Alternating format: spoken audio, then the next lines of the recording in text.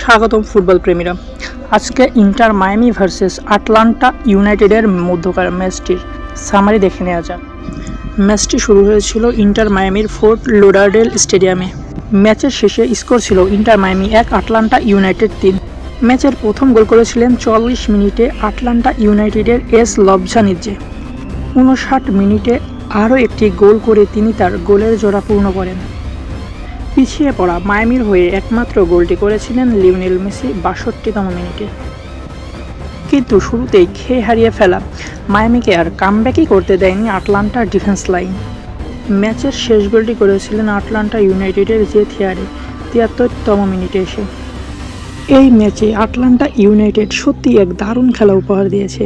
ফলশ্রুতিতে মায়ামির ঘরের মাঠ থেকে 3-1 গোলের বড় জয় ছিনিয়ে নিতে পেরেছে। এই ম্যাচের ফলাফল নিয়ে আপনার মতামত আমাদের জানান। পরবর্তী ম্যাচের আপডেট পেতে সাবস্ক্রাইব করে আমাদের সাথেই থাকুন।